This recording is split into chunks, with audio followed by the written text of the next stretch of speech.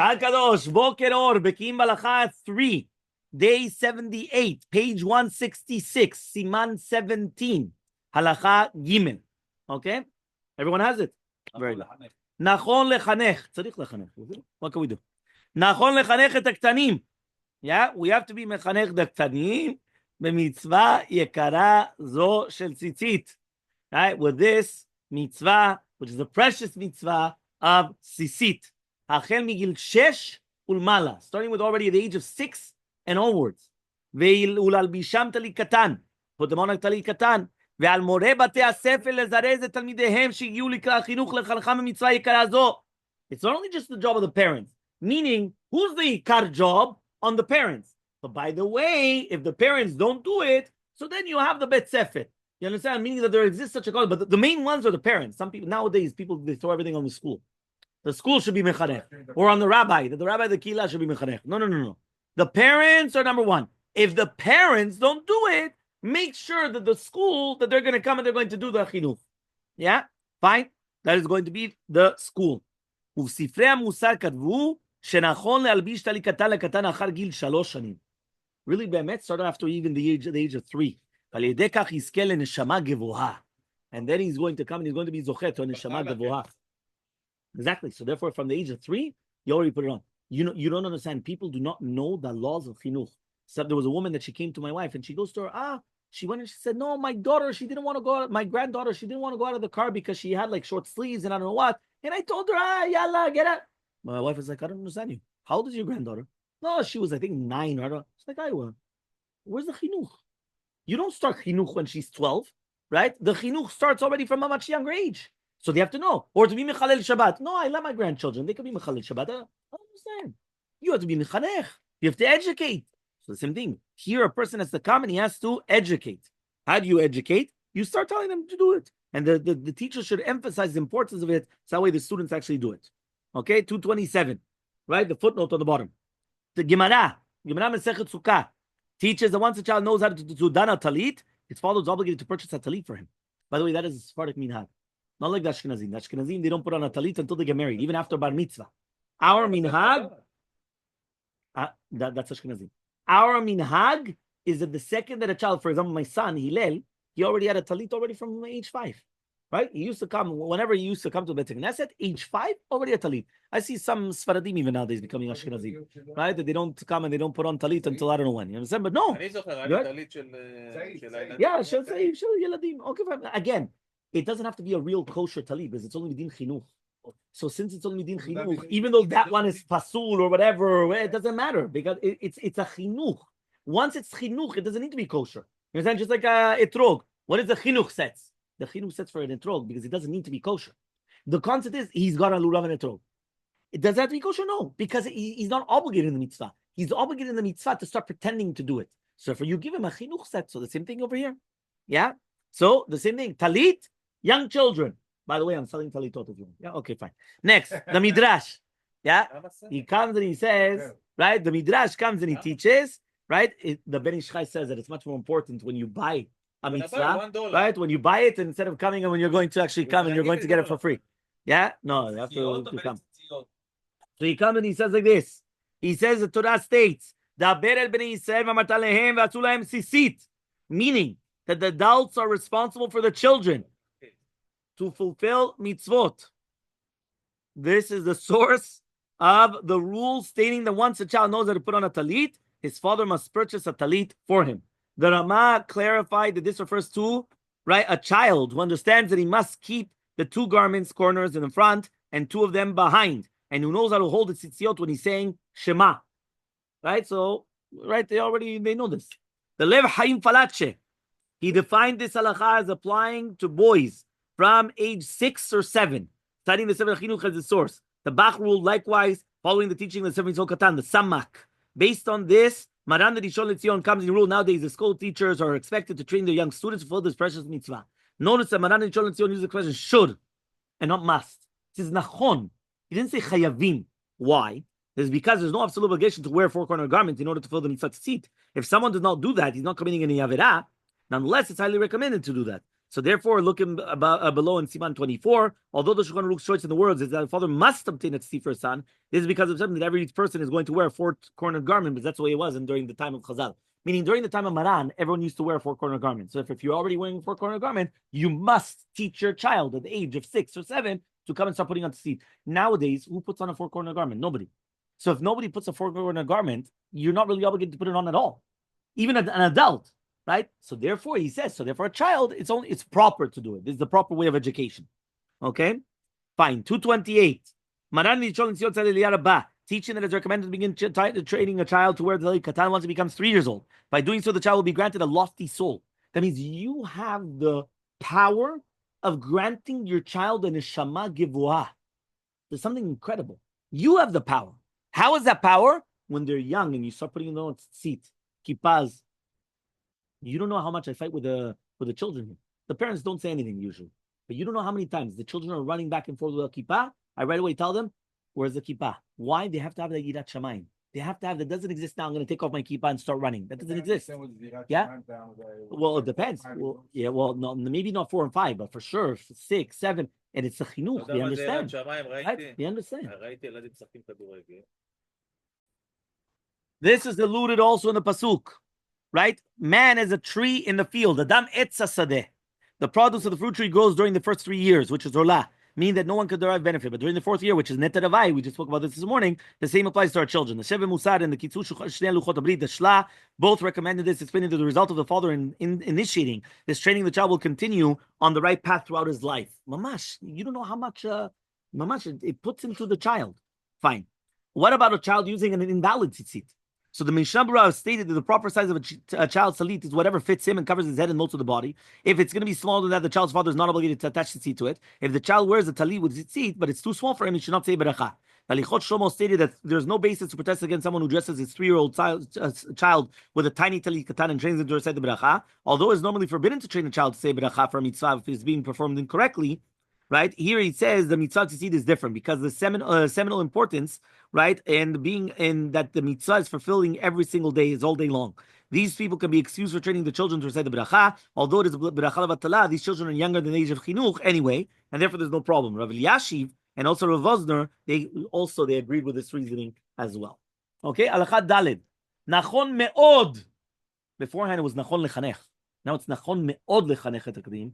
Hachel migil 6 v'talit gadol. שיהיה להם בשעה קריאת שמע ותפילה. אתה שומע? מגיל 6. טלית גדול. זאת אומרת, כשאני מגיע, לא משנה אם זה נץ או יהיה מניין רגיל, הבן, טלית גדול. עוד פעם, נכון מאוד, לא רק נכון. נכון מאוד. It is proper. Right? He says to educate the children already from the age of 6 to put on talit gadol. Not only talit katan. Talit katan is from already the gil 3. But talit gadol, מגיל 6. Okay, 229. Yeah, Maran the Rishon LeZion explained that since the custom of the Sephardic Jews is to wear talit gadol even before being married, this mitzvah should be performed by all boys above the age of chinuch. Usually, talit katan worn by small boys is too small to be invalid for the mitzvah, at least according to some poskim. Furthermore, especially important to the mitzvah talit gadol while saying Shema, as will be explained in the footnote. Although many Jews observe this practice, many people nowadays do not insist that their sons wear talit gadol until they become bar mitzvah. Okay.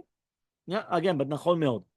הלכה, היי, המנהג פשוט אצל ספרדים ועדות המזרח, שבחורים שהגיעו לאחר המצוות, אף על פי שהם נשואים, שמתעטפים בטלית גדול בתפילת שחרית, ואפילו אם יש להם טלית קטן תחת בגדיהם, וכן ראוי לנהוג. So מנהג of the ספרדים and עדות המזרח, all of the Sephardic Jews, is that the second that the person becomes לכלל מצוות, even though they're not married, they wear a talit gadol, even if they do have a talit katan, and therefore they come and they say, and that is the fitting for the minhag to do. Until here we're clear? Footnote. Yeah, we're almost done. Yeah, the practice of Ashkenazic Jews. Yeah, one second, and then we'll take questions. The practice of Ashkenazic Jews. Are you listening?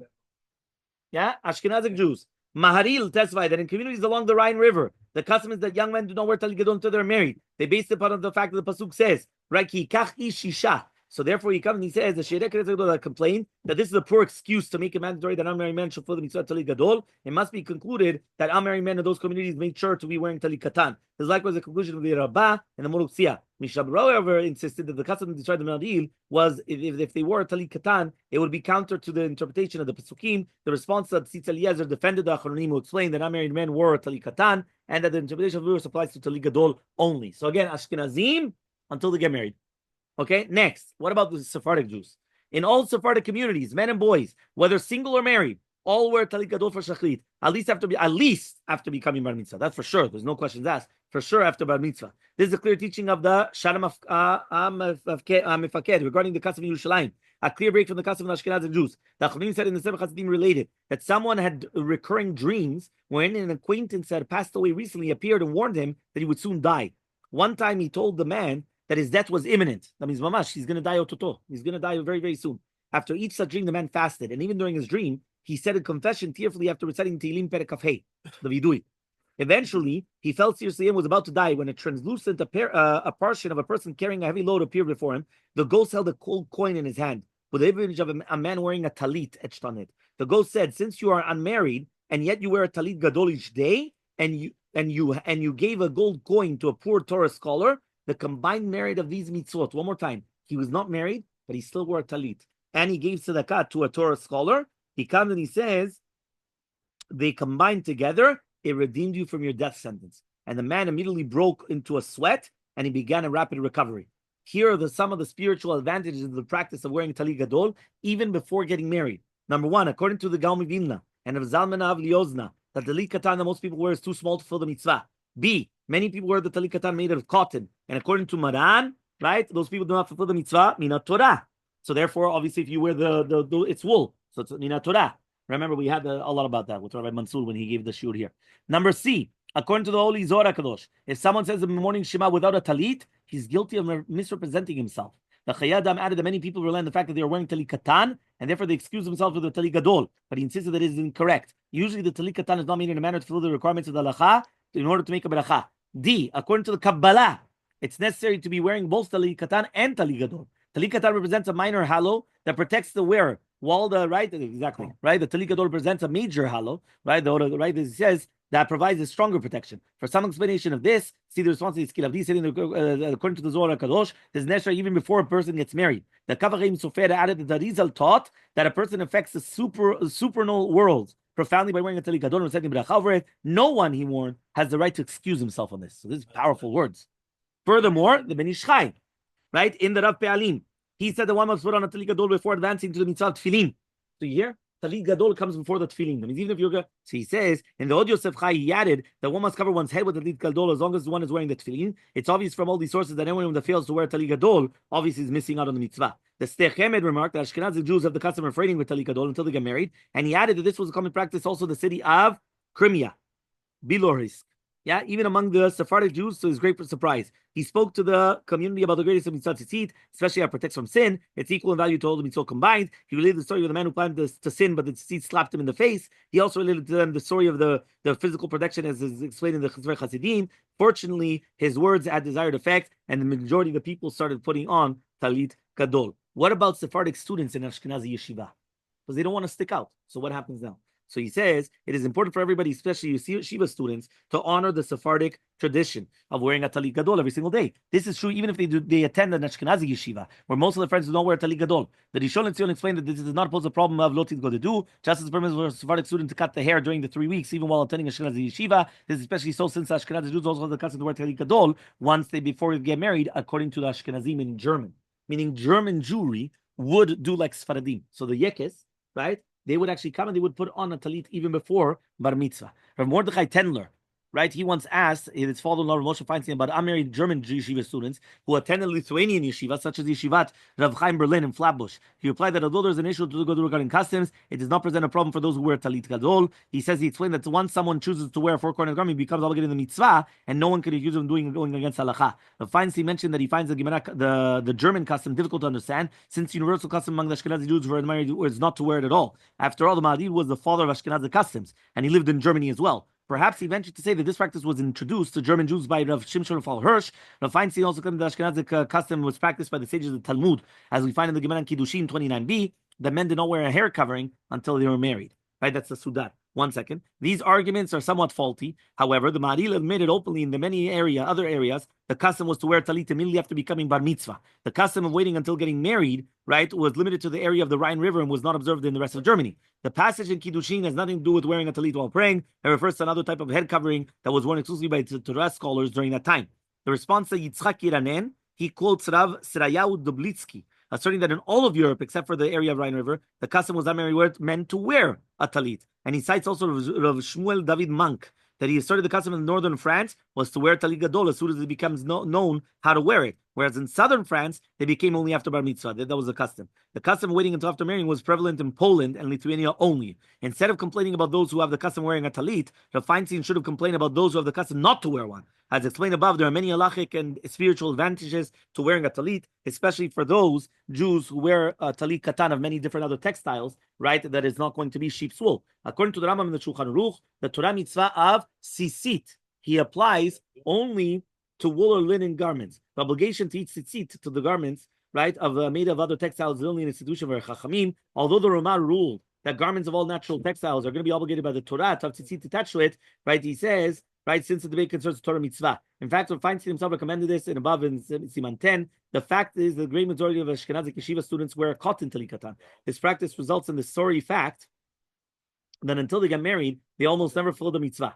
Therefore, the custom of the German Jews is superior to the other Ashkenazi Jews. Without question, Sephardic yeshiva students must not forsake their custom, and they should do it even if they're going to an Ashkenazi yeshiva.